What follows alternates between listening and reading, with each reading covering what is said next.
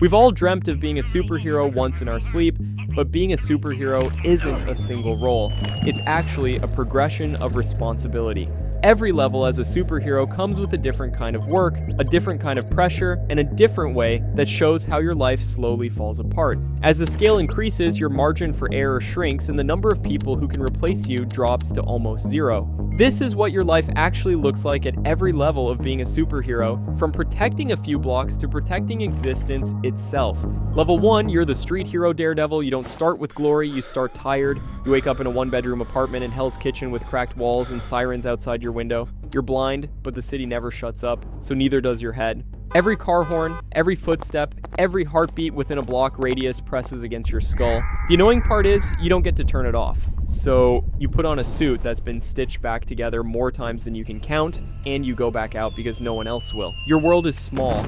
A few streets and a few rooftops to look onto with alleyways that smell like trash and blood. You don't stop bank robberies for headlines. You don't want that kind of attention. You are always around even past midnight, where you stop muggings at 2 a.m. One day you're dragging a woman out of a burning apartment, then next it's the sound of a radius phone snapping, one dealer off the board so the kids in the neighborhood are safe for another day. The people you fight aren't monsters. They're desperate, angry, high, armed with knives they don't know how to use, and that's what makes them dangerous. You don't get paid. You don't get appreciated for your work either, no thank yous. Instead, half the time you have cops that want to arrest you.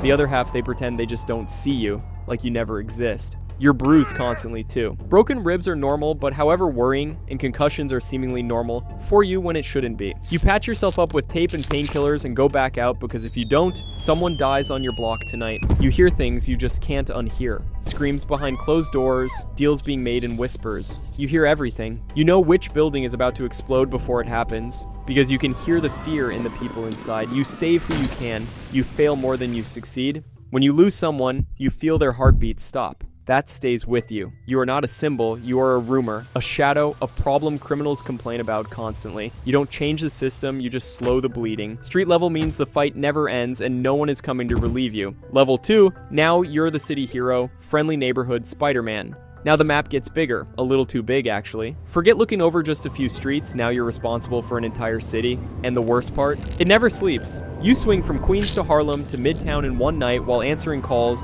that never stop coming. There's car accidents, bank robberies, supervillains, buildings on fires, collapsing bridges and whatnot happening constantly, sometimes all at once too. You're always late to something and someone always pays for it. You're strong enough to lift cars, fast enough to dodge bullets, smart enough to build your own tech, and it still isn't enough. The city keeps throwing problems at you faster than you can solve them. You stop a robbery successfully, but end up missing a hostage situation across town. You save a train full of people by stopping it, and a building collapses somewhere else. Every choice has a cost, and you also have to keep in mind of the collateral damage that ends up being caused because of all of this. The villains are louder too now. They have names, costumes, grudges. They don't just want all the money. Instead, they want attention and they want revenge. They literally want you.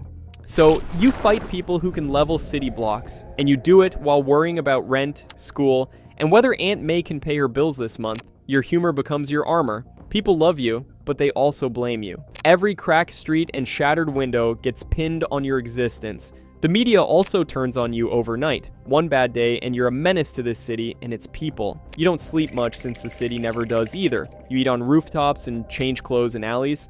To top things off, you also miss birthdays, dates, and funerals. The city takes everything you have to offer and still asks for more.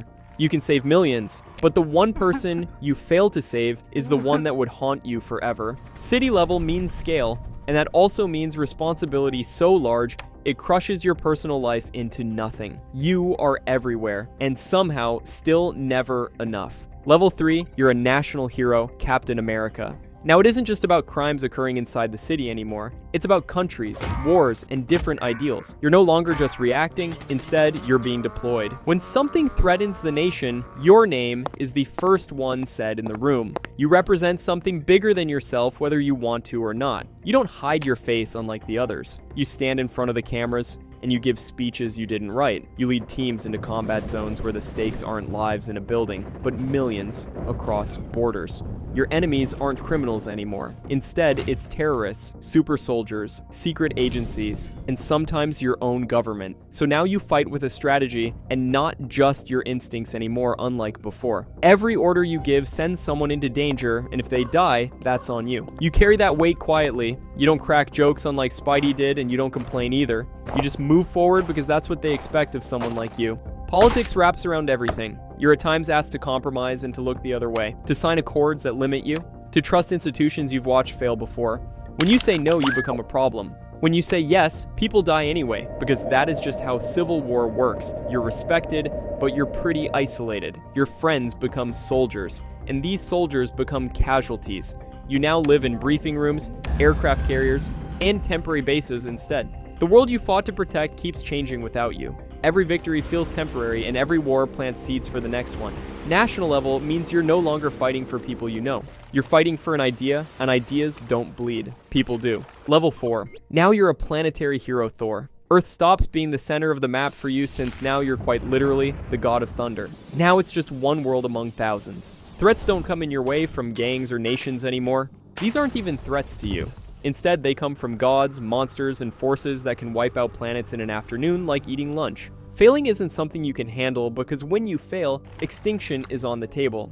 You are powerful, but power doesn't simplify things, it complicates them. You're now tied to realms, prophecies, royal bloodlines, and ancient enemies who remember wars that are older than humanity. You don't punch criminals anymore. Instead, you battle beings that bend reality and laugh while doing it. But your power isn't something to laugh about either. Saving people from a burning building is child's play to you. You can now literally move the moon if you wanted to. Your decisions echo across worlds. Saving one planet might doom another. Making peace with an enemy might cost billions of lives, centuries from now. You think in terms of balance and not justice. Mercy becomes a strategic calculation. You're worshipped and feared as Thor. Some see you as a savior, others see you as a tyrant. You don't even get to correct them. With so much on your shoulders, you barely get time to mourn. You lose your family, you lose home, and you watch civilizations burn, and you just keep moving because stopping means everything ends. As Thor, you feel detached from humanity. However, losing them would mean everything to you, and so their problems may seem small now. But you remember, since they matter. And that's the burden, knowing the scale of the universe and still choosing to care about one fragile world. Planetary level means you fight for existence itself and the victories never feel like wins. Level 5, the cosmic hero, Silver Surfer.